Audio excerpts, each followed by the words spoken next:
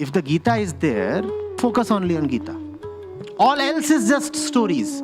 Gita is not a story. Gita is a philosophical document of the highest order. It is not storytelling.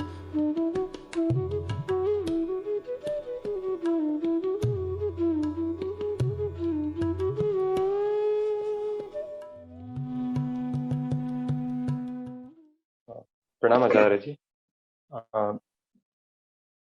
You have told many times in the same Chandogya Upanishad session is to know the thing, not to accumulate the thing.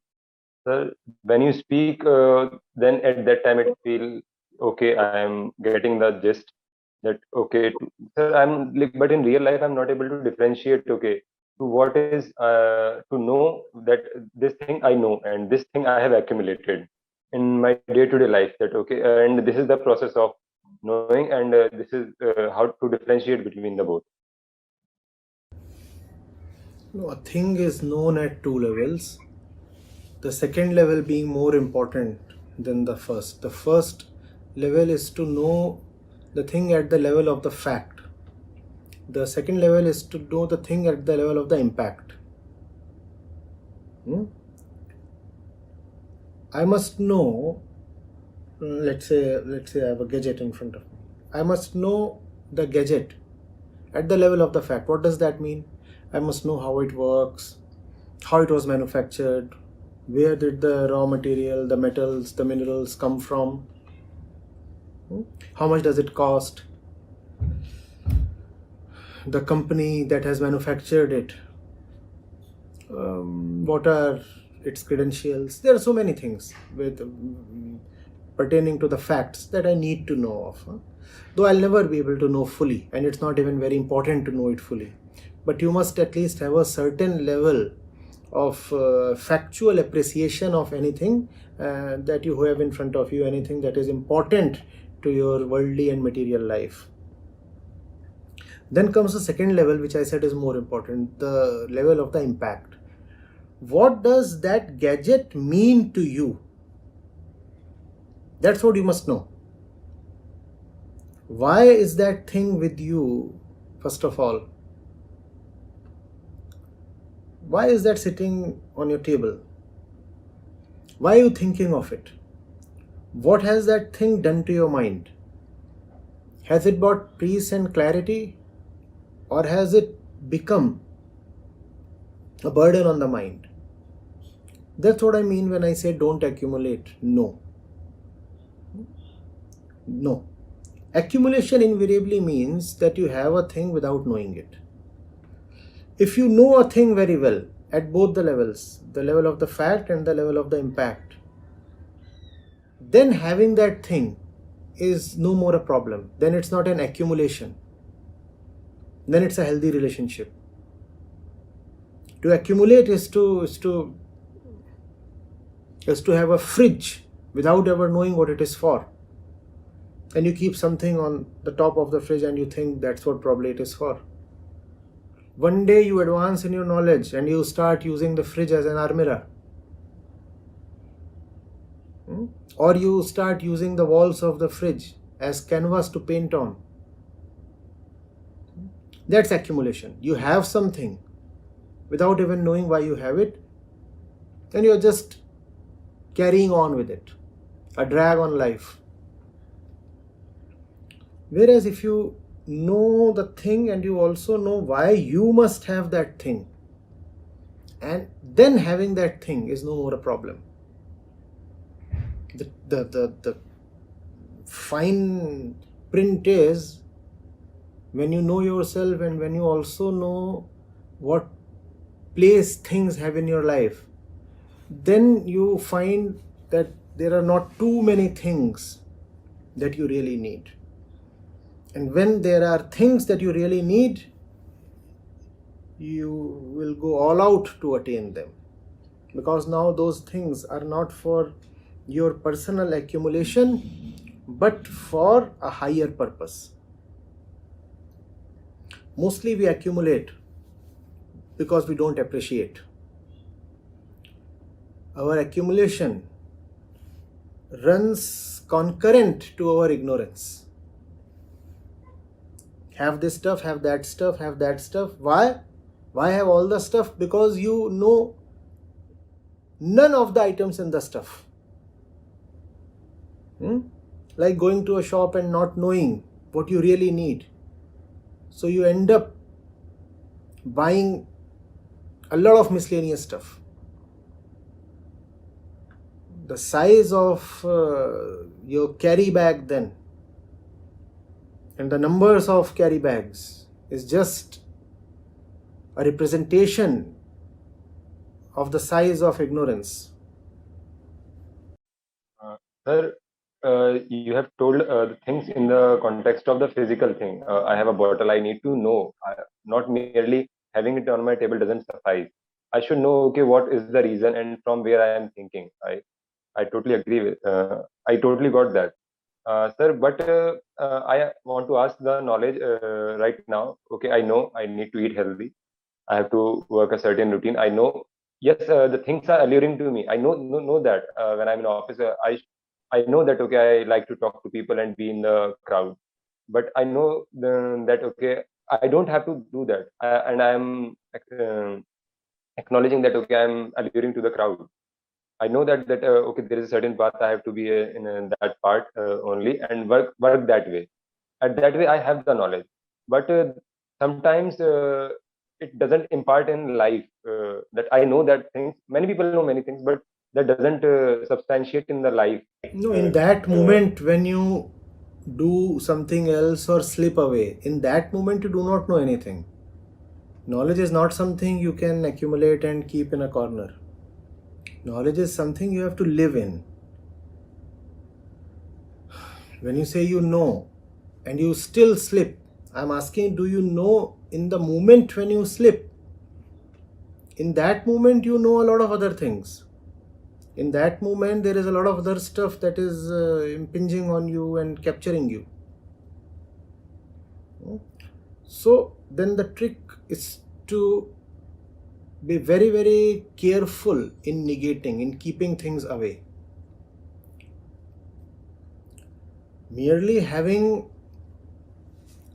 good, sound, positive knowledge will not help you. You must also have a negative determination.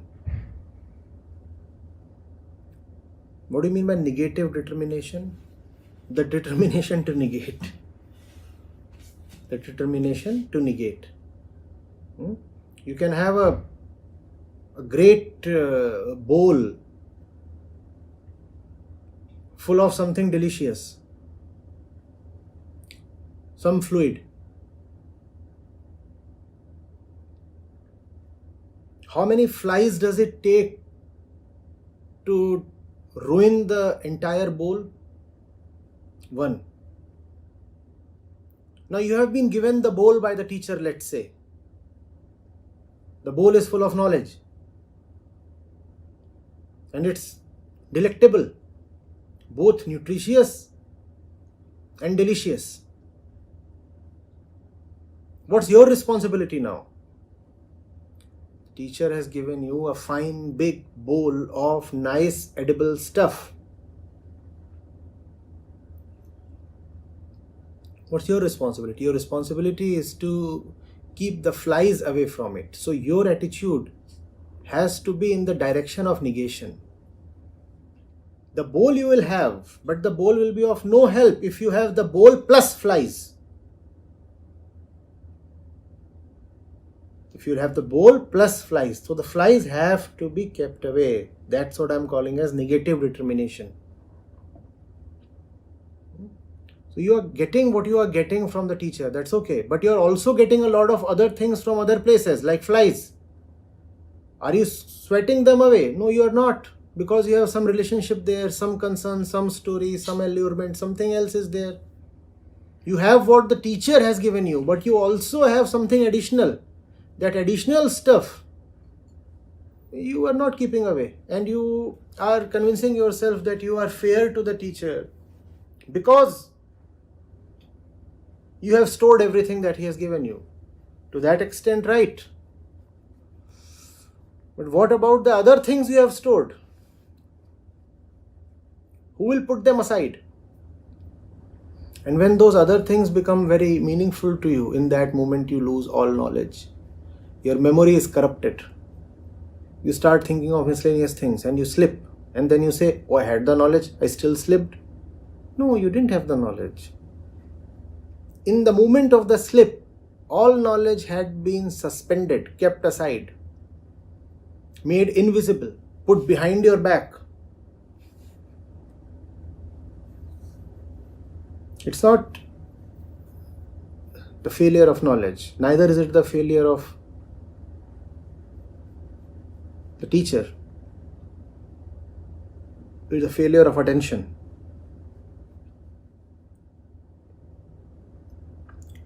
Neither the teacher nor the knowledge has failed. Something additional has succeeded. In day-to-day life, for a day-to-day thing, when I'm alone, I'm able to practice that. Okay, I keep my phone away, or I do the works that needs to be done. Okay, fine. But when I'm with the people, then the things become, because when I'm alone, I'm able to do what the regular routine. I've already answered, son.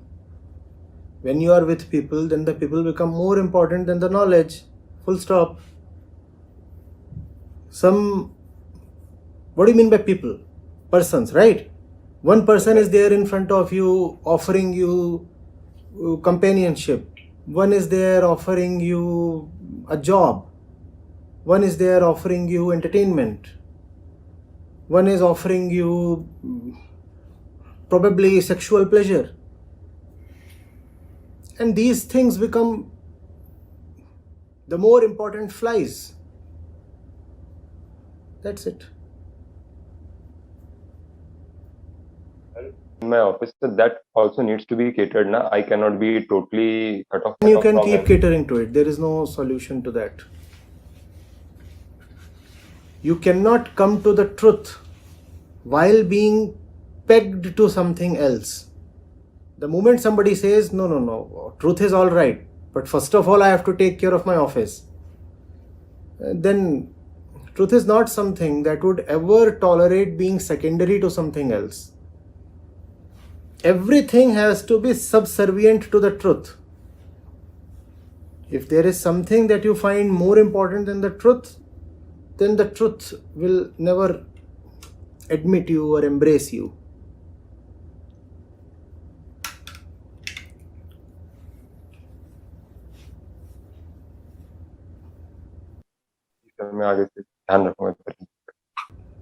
We want to play super smart. We want to have all the worldly goodies and parallelly, as a bonus, have some spiritual benefit. It does not work that way. It cannot work that way.